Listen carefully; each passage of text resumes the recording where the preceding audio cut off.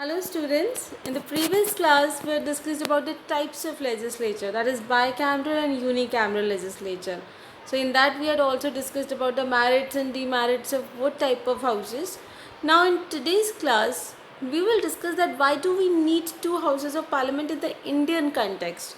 कि Indian context में what were the thoughts of our constituent makers that they established two houses, कि ऐसा क्या था कि हमारे यहाँ पे टू हाउसेस स्टैब्लिश किए गए. एज यू नो, मैंने आपको प्रीवियस क्लासेस में बताया था that in the Lok Sabha the directly elected representatives come, यानी कि the representative which is directly elected by people. तो लोकसभा में वही मेंबर्स आते हैं जो कि सिटीजन्स ने डायरेक्टली इलेक्ट किए. इंडिया में जो जनरल इलेक्शंस होते हैं लोकसभा के लिए for MP, member of parliamentarian, so Lok Sabha में जो मेंबर ऑफ पार्लियामेंटेरियंस है there are directly elected people.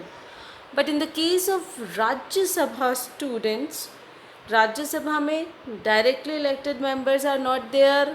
हम राज्यसभा इलेक्शन में जनरल पीपल हम वोटिंग में पार्टिसिपेट नहीं करते. राज्यसभा में सिलेक्शन होता है through the Vidhan Sabhas of the state.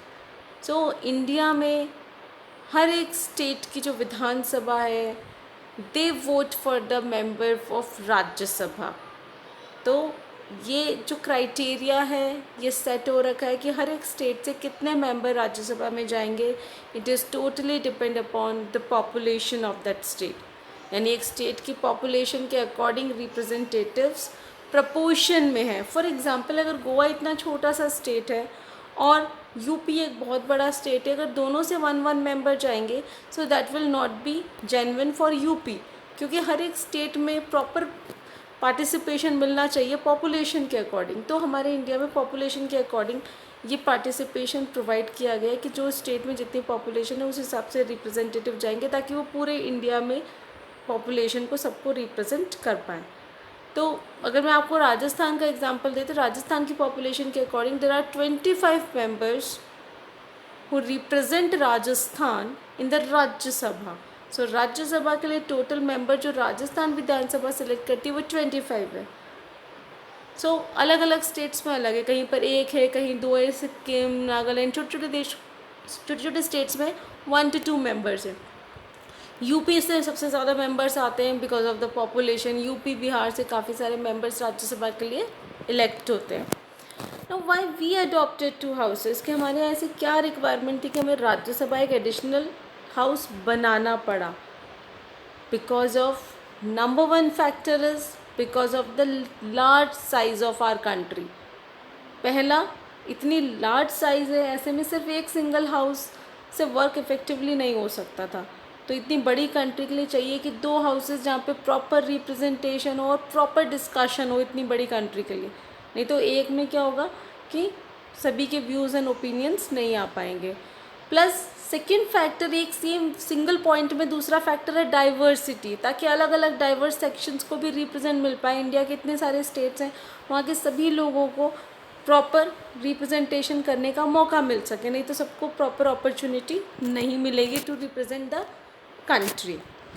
Now, next is that a bicameral legislature makes it possible to have every decision reconsidered. कोई भी डिसीजन हो, अगर वो डिसीजन वापस से अगर एक बार फिर से कंसिडरेशन किया जाए तो उस डिसीजन के इफ़ेक्टिव होने के मोर चांसेस होते हैं. तो ताकि कोई लैक्यूना नहीं रहता, कोई मिस्टेक नहीं रहती, तो हम शांति से पीसफुली हम एक डिसीजन को अच्छे से थॉरोली डिस्कस कर सकते हैं, उसको अच्छे से चेक कर सकते हैं, उसकी फिर से स्क्रूटनी कर सकते हैं कि कहीं कोई मिस्टेक तो नहीं है. So it ensures a double check on all matters. तो हर एक मैटर्स पे प्रॉपर डबल चेक हो जाता है. तो दिस इज़ द रीज़न कि रिकन्सिडरेशन के लिए ये ज़रूरी था कि ताकि कोई भी डिसीजन में कोई मिस्टेक नहीं रहे. Then second chamber is also required to give representation to various states. तो जो स्टेट डाइवर्सिटीज़ हैं सबको, हर एक एथनिक ग्रुप को, कोई ट्राइबल ग्रुप है, कोई पर्टिकुलर कास्ट ग्रुप है, तो सबके ये चांसेस रहते हैं. इंडिया में इतनी डाइवर्सिटी, इतने कास्ट ग्रुप, रिलीजियस ग्रुप है, तो अगर एक हाउस में सबको रिप्रेजेंटेशन नहीं मिल सकता तो दूसरा हाउस ये इंश्योर करता है कि उस प्रॉपर डाइवर्सिटी को भी प्रॉपर रिप्रेजेंटेशन मिल जाए. Now next point very important, that because of the second house we get the senior and experienced persons. Because ये जो सीनियर एक्सपीरियंस्ड पर्सन, ये इंडायरेक्ट इलेक्शन के थ्रू अलग अलग स्टेट से आते हैं, तो इनकी ओपिनियन भी बहुत मैटर करती है, इनकी वैल्यूएबल ओपिनियन भी कंट्री के लिए काफ़ी फ्रूटफुल है।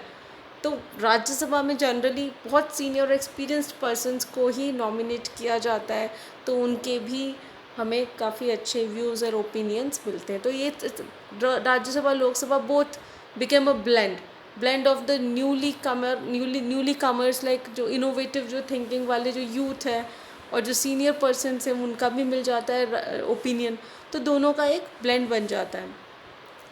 Then emanated persons from different areas can be included through nomination. So as you know, आपने जूनियर क्लासेस में पढ़ा होगा कि 12 नॉमिनेशंस होते हैं राज्यसभा के लिए।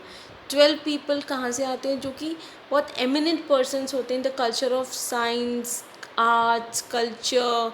तो ये इन एरियाज से आते हैं और उन एरियाज़ में उन्होंने बहुत एक्सेल गेन की होती है। तो अब वही चीज़ वो कंट्री को कैसे कंट्रीब्यूट करें, तो इसलिए पूरी कंट्री से ऐसे 12 एमिनेंट पर्सन्स को सेलेक्ट किया जाता है ताकि वो अपने नॉलेज से, अपने क्रिएटिविटी से कंट्री के लिए और बेस्ट आउटपुट्स दे सकें। तो ऐसे लोगों को भी नॉमिनेट किया जाता है।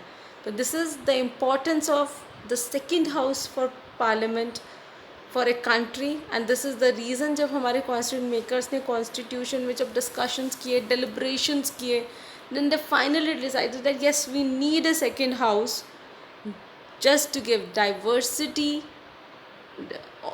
representation, to ensure that decisions could be reconsidered, to ensure a double check on all the matters, and to gain the views and opinions of the senior and experienced persons of the country.